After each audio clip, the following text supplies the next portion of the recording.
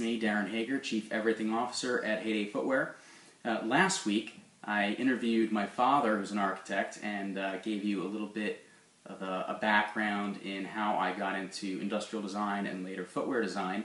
And this week, we've got my mom, Carol, who's been a fine artist all of her life, and we're going to hear a little bit of what her background is, and how it influenced me. So, Mom, why don't you tell people how you got into fine art and what your thoughts are on what I'm doing? Yes.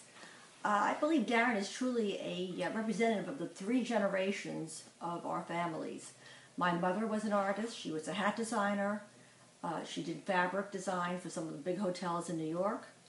My dad was a lover of men's clothes and had a well-known men's store for many years. That was a big influence on Darin. He loved clothing from the early ages on. I painted his clothing as a little girl. As a little boy, he was 2 years old.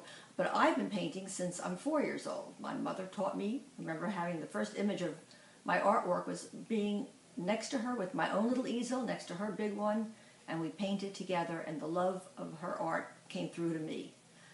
Painted all through school, went to college for a fine arts degree, but I wound up not using my art as a full-time basis until later on in life. The love was always there, though. I wound up creating a functional art that could be used on an everyday basis. In fact, I think Darin saw that on early because he actually started painting his Chuck Taylors in school. I knew right away that he picked up my functional art concepts.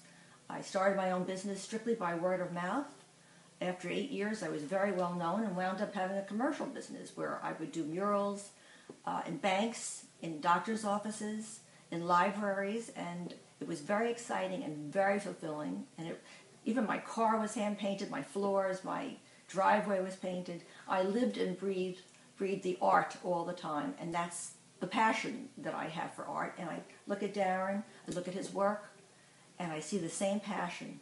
Nothing leaves this office unless he loves it and really believes in it.